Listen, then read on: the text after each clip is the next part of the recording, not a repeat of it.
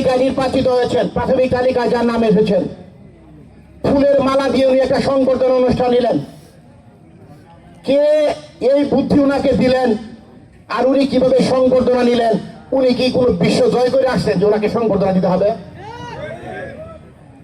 উনার তো উচিত ছিল যারা বিগত সময়ে এই মনোনয়ন যুদ্ধ করেছে, রাজপথে থেকে নেতা কর্মীদের সাহস জুগিয়েছে, তাদের বাড়িতে বাড়িতে গিয়ে ওই মঞ্চে তাদেরকে ফুলের মালা দিয়ে বরণ করে নেওয়া। আমি বুঝলাম না কোন যুদ্ধ জয় করে আসছেন উনি ফুলের মালা নিতেন। উনার সাথে যারা আছেন তারা উনার সমকক্ষ কিছু নেতাই আছেন।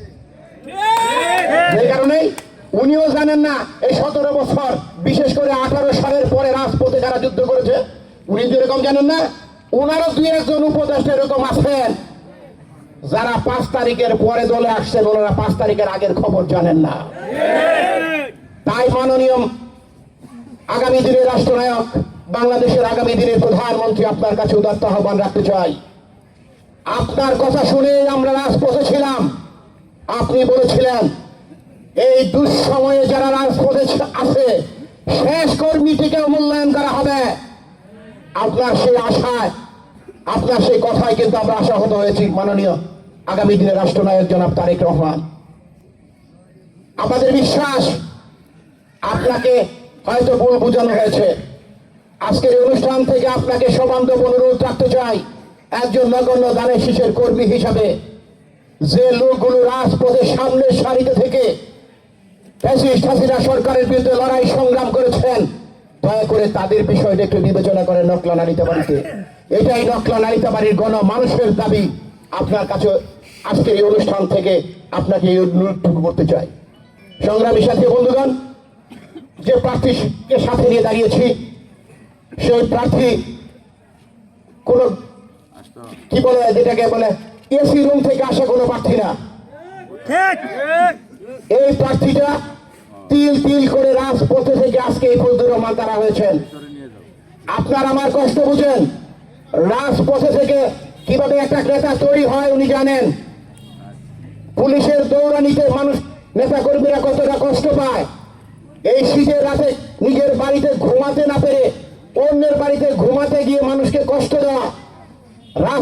এই শীতের রাতে ফ্যাসিস্ট হাসিনা সরকারের পুলিশ বাহিনীর ভয়ে রাজপথে কত রাত যে মানুষ কাটিয়েছে, তার এখানে সবাই আমরা এই মানুষগুলো সেই ভোর রাতে, গভীর রাতে সাহস জুগিয়েছেন। এই ফজলুর রহমান তারা হতাশ হওয়ার কিছু নাই, পূর্ব দিগন্তে আবার সূর্য উদিত হবে, সেই আশা ভরসার মানুষটি আমাদের এই ফজলুর রহমান তারা। তাই আজকের এই অনুষ্ঠান থেকে আমি আমার বক্তব্য বাড়াবো না, আমি আমার কথা শেষ করবো। শুধু আমার মাননীয় নেতাকে একটা অনুরোধ রেখেই, আমরা যারা পাল্লা দিয়ে মাফি নাই, সবজি মাফি, সবজির মাফ করার পাল্লাতে যদি একটা মাছি বসায় দেওয়া হয়, এই সবজির দামের কোনো পরিবর্তন হয়? কিন্তু এই মাছিটাকে যদি একটা স্বর্ণের পাল্লায় বসায় দেন, 20 থেকে 30,000 টাকা দামের পরিবর্তন হয়ে যায়। ব্যক্তিটা কোনো বিষয় না, কোন জায়গায় বসাইলেন ওইটা হলো বিষয়, ওইটা হলো মূল্যবান। মাছির যেখানে বসে দাম পরিবর্তন হয় না, কিন্তু মাছি যদি স্বর্ণের পাল্লায় বসে দাম কিন্তু পরিবর্তন হয়। আমরা মাননীয় ভারপ্রাপ্ত চেয়ারম্যান মহোদয়ের কাছে অনুরোধ রাখতে চাই, এই নকলা নালিতাবাড়িতে যে কেউকেই নমিনেশন দিলেই যে একেবারে আসনটা উঠে আসবে এমনটা কথা না। এই নকলা নালিতাবাড়ির মানুষকে সেরকম একটা পাত্রে উঠায় দেন যে পাত্রটা বিগত ফ্যাসিস্ট হাসিনা সরকারের বিরুদ্ধে লড়াই সংগ্রাম করেছে, দুঃসময়ে কর্মীদের পাশে ছিল, সেরকম একটা নেতাকে আপনি নমিনেশন দিবেন। এই প্রত্যাশা রেখে সকলকে ধন্যবাদ জানিয়ে আমি আমার বক্তব্য শেষ করছি।